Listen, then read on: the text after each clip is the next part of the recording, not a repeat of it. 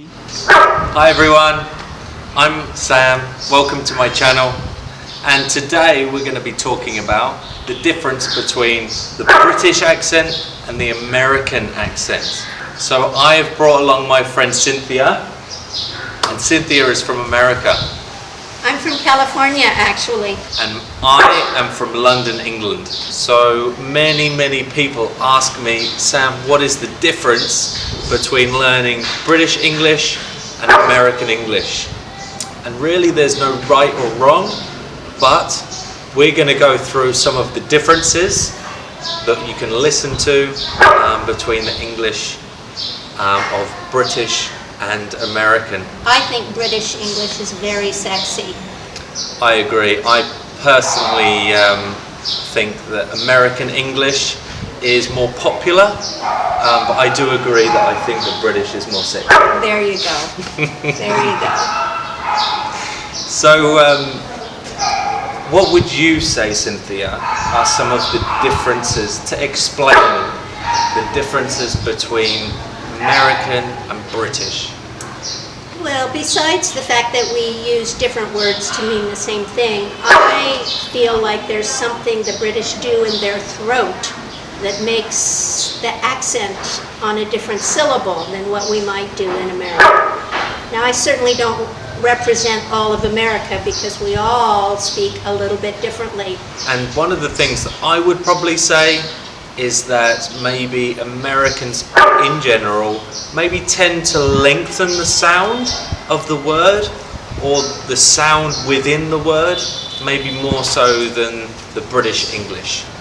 So what do you think that might sound like? Shall we try a couple of examples? Yeah, let's try and see if anybody can pick up any differences. Okay. So when I travel to somewhere new, I really like to try the local food. I like to visit the best tourist attractions, and I like to relax every chance I get. And when I travel to a new place, I really like to try some of the local cuisine, the food, okay?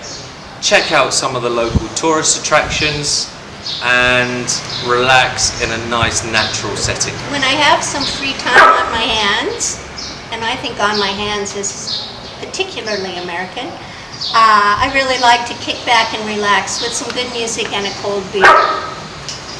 And when I have some spare time, I like to sit on the sofa, chill out, maybe crack open a cold beer and just relax. Maybe read a book or just chill. The traffic in Vietnam is extraordinary. I mean, there are so many trucks, motorbikes, and bicycles on the road.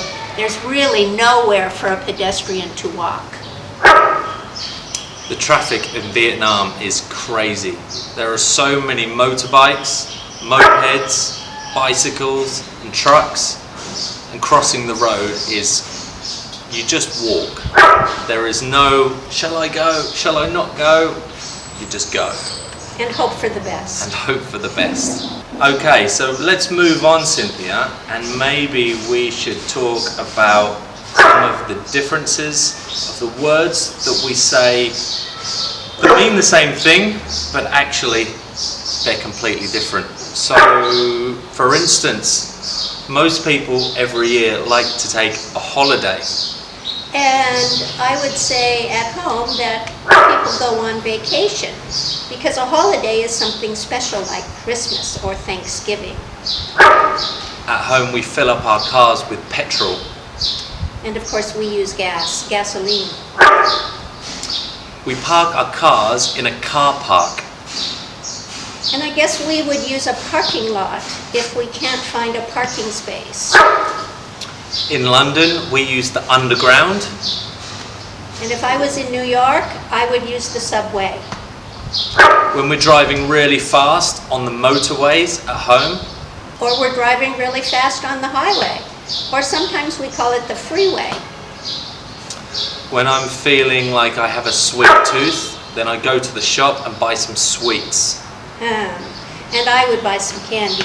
Crisps. Love a packet of crisps. Salt and vinegar style. I love a package of potato chips, salt and vinegar style too. What about biscuits? A pack of biscuits. Well, we would get some kind of bread, but I think you're really asking for some cookies. Cookies, definitely. What about if you were to order a takeaway? Oh, a takeaway. I would order it to go. Of course, we have our famous sport, the most famous sport in the world, which is football. And let's talk about women's soccer. Of course, you have American football. We do have American football. Which you would call? Football. What would you call it? American football. Oh, American football. We would just call it football and expect the entire world to know exactly what we mean. What about school? So we would send our little children to primary school. We would go to elementary school. Then after primary school, you go to secondary school. And we might go to junior high or high school. Okay. During halfway through your school or your lesson, you might have a break. You might take a recess. Yeah, we don't have recess. What about your class timetable? Oh, your class schedule. I had no idea what a timetable was. Timetable. We would use that for multiplication. What about a mobile phone? Cell phone. Cell phone. iPhone. Torch? Flashlight. If I was in London, I would probably be looking for a flat to live in. Maybe an apartment, maybe a studio. Maybe one with a little garden. With a patio out back. What about times of the year? Something like autumn? We might say autumn, but we'd also say fall. Fall, because the leaves fall off the trees, right? Yeah, I guess so. I never thought about that. Couple more examples. What about when you're talking about a car? Like the bonnet of a car? Oh, the hood of a car. So where the engine's underneath, yeah? And what about the opposite end? So we would have the boot. And we would have the trunk. Okay. So there you go. There's a few examples there of how the American accent and the British accent can be very, very different. But actually we still talk the same language. And sometimes when you're learning, it just makes it that little bit more difficult. But you're not wrong as long as you know one of those examples. Except if you're somewhere in America where there has never been a person from Britain and they don't know what a boot is, and then they'll ask you to point to it. And they don't know what a biscuit is. I'll have you know. And no one minded. Oh, thank God for that.